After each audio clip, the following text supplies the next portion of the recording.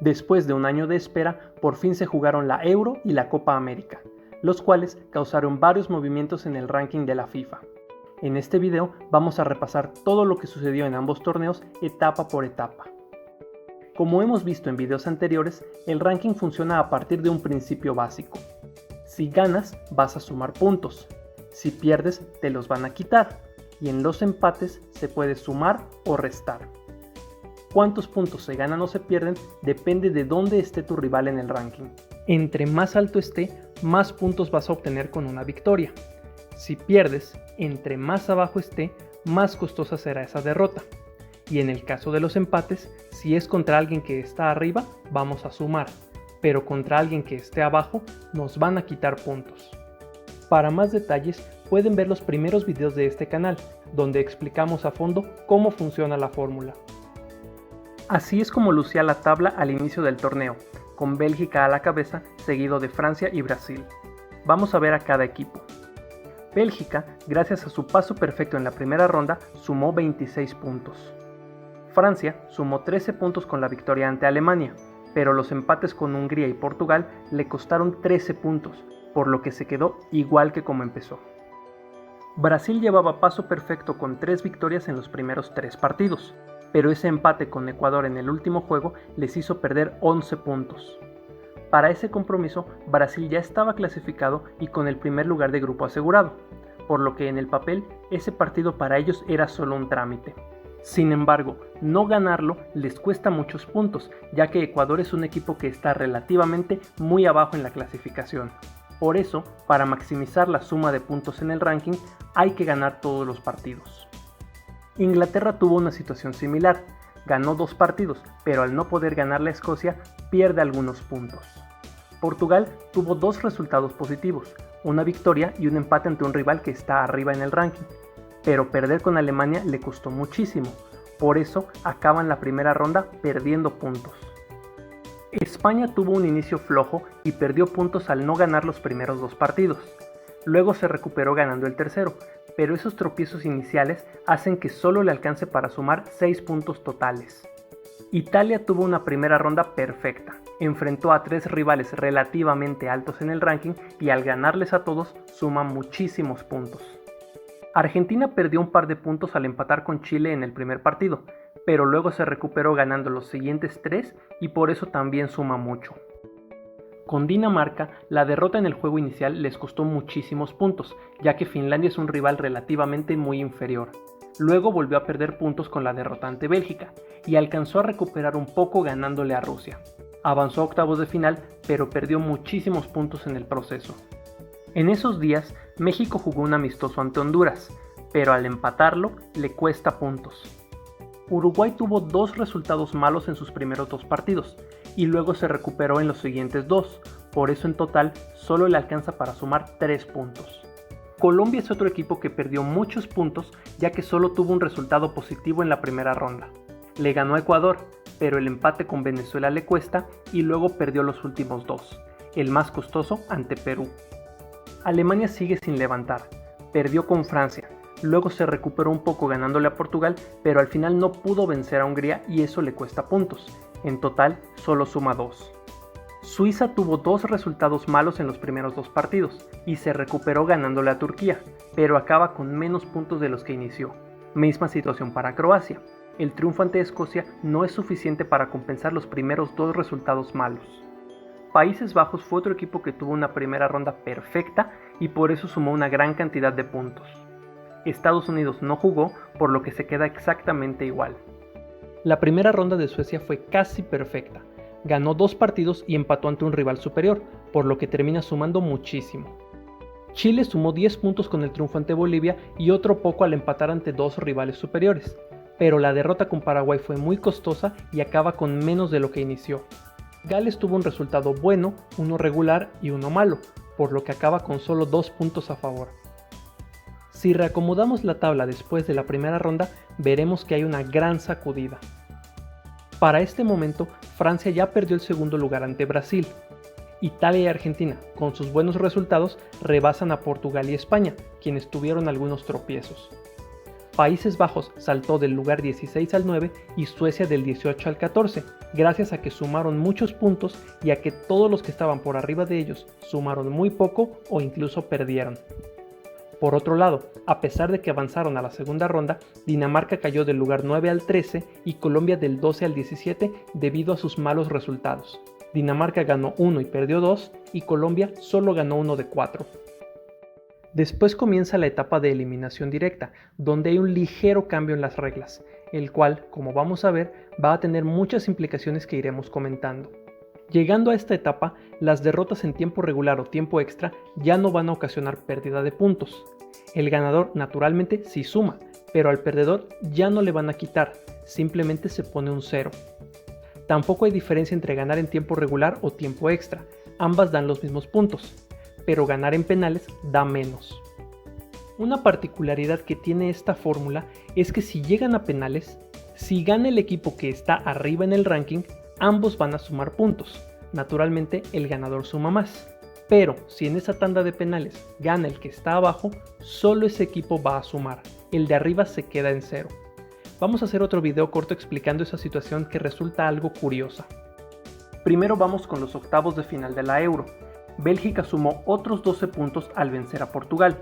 Francia se queda en 0 al perder con Suiza en penales y evidentemente ahí termina su participación. Entonces, en total, Les Bleus no sumaron ni un solo punto en el torneo. Inglaterra venció a Alemania y sumó 15 puntos.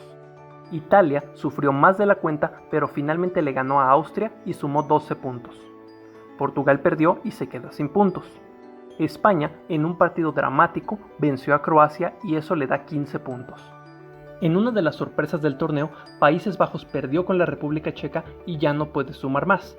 Misma situación de Alemania al perder con Inglaterra.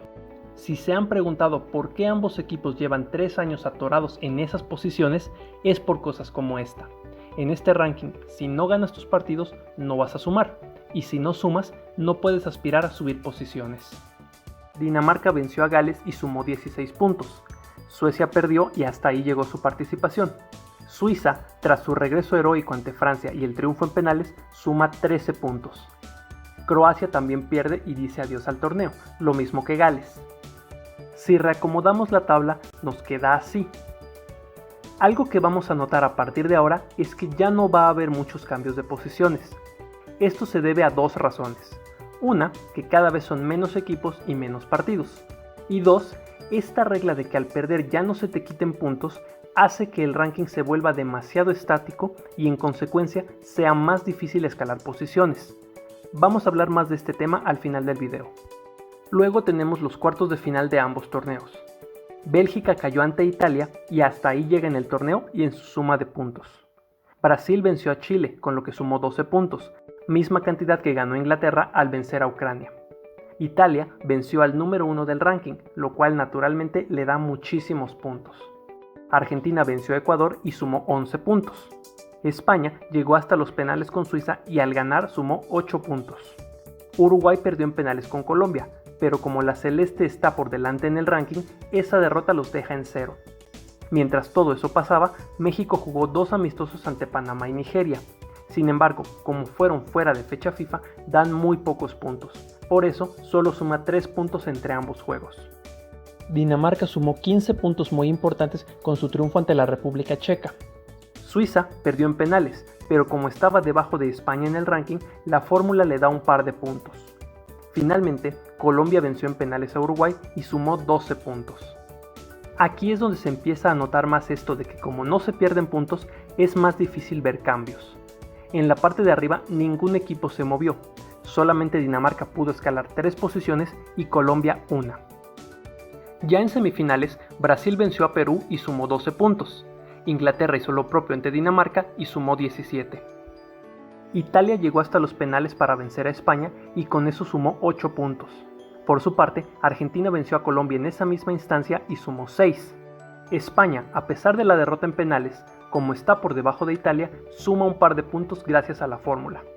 Dinamarca perdió en tiempo extra y eso representa 0 puntos. Colombia, aunque perdió en penales, suma 3 puntos según lo que dice la fórmula. Para este punto vemos que el ranking ya se volvió muy estático, pues no hubo un solo cambio de posición. Antes de las finales tuvimos el partido por el tercer lugar en la Copa América. Esos juegos muchas veces son menospreciados, pero pueden ser muy valiosos pensando en el ranking. Con el triunfo ante Perú, Colombia sumó 18 puntos y con eso les alcanza para subir 3 lugares y cerrar el verano dentro de la zona de Bombo 2. Entonces, a la larga, ese triunfo en el partido que muchos desprecian puede ser la diferencia entre quedar en el Bombo 2 o 3 en el sorteo del Mundial, y eso es un mundo de diferencia por los rivales que puedes evitar. Ya en las finales, Argentina suma muchísimos puntos con el triunfo ante Brasil, pero no es suficiente para subir posiciones. Italia sumó 11 puntos con el triunfo ante Inglaterra, pero tampoco le alcanza para superarlos. Finalmente, Brasil e Inglaterra no suman con sus derrotas. Así es como queda el ranking tras ambos torneos. FIFA publicará esta clasificación de manera oficial el 12 de agosto, una vez que haya terminado la Copa Oro. Pero esto es un adelanto para entender por qué cada equipo está donde está. Por último, vamos a hablar un poco de este tema de que al perder en eliminación directa ya no te quitan puntos. FIFA dice que lo hace con la intención de proteger los puntos que los equipos ganaron en la primera ronda. Cuando lo leí por primera vez me pareció una buena intención, me pareció una especie de recompensa por haber superado la primera ronda. Pero ya viéndolo en la práctica, esto genera un problema, porque no hay consecuencias al perder estos partidos. Por ejemplo, Países Bajos ganó sus primeros 3 encuentros y eso se ve reflejado en una gran ganancia de puntos y un salto de posiciones. Pero luego perdió en octavos de final contra la República Checa y no hay consecuencias ni rastros de esa derrota, ya que mantienen sus puntos y su posición a pesar de ese mal resultado. Sin esa regla, esa derrota sí tendría consecuencias y habría perdido varios puntos y caído varios lugares. Al no perder puntos, su posición se vuelve artificial, ya que no se están reflejando todos los resultados. Del mismo modo, antes de la final, Italia estaba 19 puntos detrás de Inglaterra. Al ganar en penales, suma 11 puntos, pero como a Inglaterra esa derrota no le cuesta, a Italia no le alcanza para subir más. Es por eso que con esta regla se vuelve más difícil escalar posiciones. Si las derrotas tuvieran castigo, entonces Inglaterra habría perdido 11 puntos e Italia sí los hubiera rebasado, lo cual suena más lógico.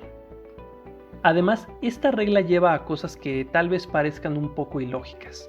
Hace unas semanas, México perdió la final de la Liga de Naciones, y eso lo dejó con los mismos puntos. Pero unos días después, empató un amistoso con Honduras y eso sí le quita puntos.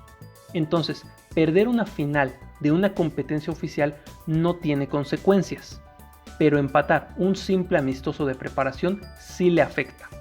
Eso nos dice que algo no está bien con la fórmula. Entonces, si alguien de FIFA está viendo esto, tal vez sea bueno reconsiderar esta regla.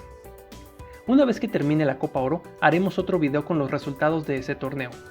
Muchas veces menospreciado, este torneo es la oportunidad de México de acercarse a la zona de cabezas de serie, así que vamos a darle seguimiento a este tema. Si este video les pareció útil, les agradeceremos que lo compartan y visiten nuestro sitio web y redes sociales.